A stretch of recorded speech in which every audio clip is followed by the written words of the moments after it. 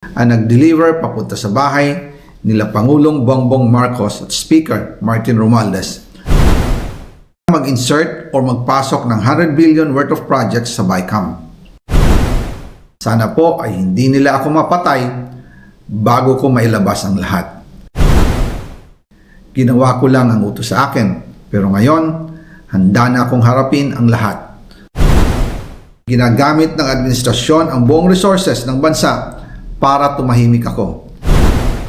That he will shoot me if I will talk. Gagamitin ako bilang panakipbutas sa kanilang kampanya laban sa korupsyon. Hindi na ako mananahimik, ilalabas ko ang lahat ng katotohanan. May resibo, may ebidensya, at may pangalan.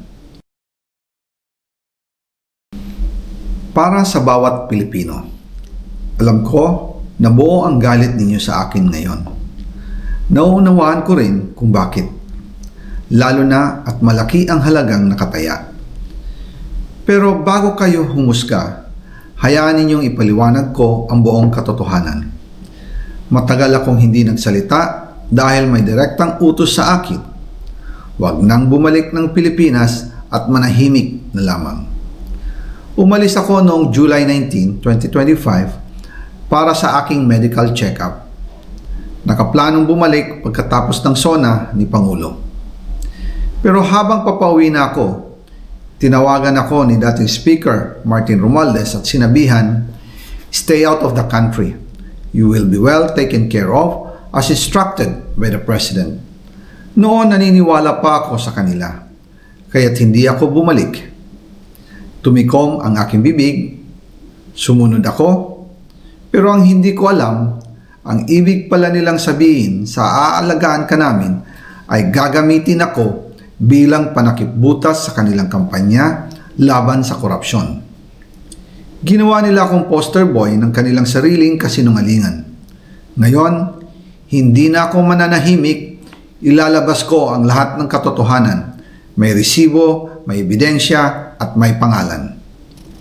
Nagsimula ito nung tumawag si Sekmina Pangandaman sa akin nung nag-umpisa ang BICAM process last year, 2024. Ang sabi niya, katatapos lang ng meeting nila ni Pangulo at may instructions na mag-insert o magpasok ng 100 billion worth of projects sa BICAM. At sinabi pa ni Sekmina, you can confirm with Yusek Adrian Bersamin dahil magkasama sila sa meeting ni Pangulong BBM noong araw na yon. Tinawagan ko po agad si Yusek Adrian Bersamin at tinanong ko kung may instruction nga ba ang Pangulo na magpasok ng 100 billion during their meeting. Ang sabi niya ay totoo nga po. Right after our conversation, tinawagan ko po si dating Speaker Martin Romualdez at nireport ko ang instructions ng Presidente to insert the 100 billion projects. At sinabi niya sa akin, what the President wants, he gets. After ng ilang araw, nag-set po ng meeting si Sekmina Pangandaman at Yusek Adrian Bersamin sa amin ni dating Speaker Martin Romualdez sa Aguado Building in front of Gate 4 ng Malacanang at nandoon din po si Yusek Jojo Cadiz. During the meeting, binigay po ni Yusek Adrian Bersamin ang listahan na worth 100 billion. Tinanong ko po si Yusek Adrian kung saan galing ang listahan. Ang sagot niya, galing kay PBBM mismo at binigay niya ito mula sa brown leather bag. Nung sinabi po ni Yusek Adrian Bersamin, yung brown leather bag, naalala ko noong nasa Singapore kami right after the elections of May 2022 sa Hilton Hotel, kami ni dating Speaker Martin and PBBM habang pauwi at pabalik ng Pilipinas, hinabol ng PSG ang brown leather bag at ang sabi ni PBBM, maiwan na lahat, wag lang ang brown leather bag. Kaya naniwala ko na utos talaga ito ng Pangulo. Pagkatapos ng ilang araw, I informed sina dating Speaker Martin Romualdez, Sekmina Pangandaman, Yusek Adrian Bersamin, and Yusek Jojo Cadiz na kung pwede 50 billion lang ang ipasok sa program funds dahil so sobra ang DPWH funds versus sa DepEd. In practice, hindi pwede na mas malaki ang budget ng DPWH kaysa edukasyon. And yung balance na 50 billion, ilagay na lang sa unprogrammed funds for the 2025 budget dahil Office of the President din ang nagre-release ng lahat ng unprogrammed funds.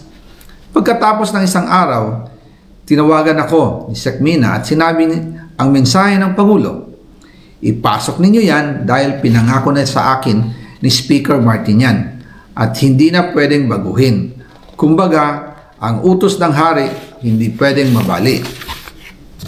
Again, I informed the Speaker and asked clearance about the instructions ng Pangulo.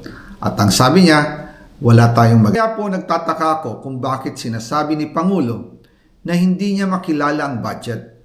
Samantalang lahat na binawas at dinagdag sa mga ahensya ng gobyerno ay humihingi ng approval sa kanya si Sec Mina Pangandaman.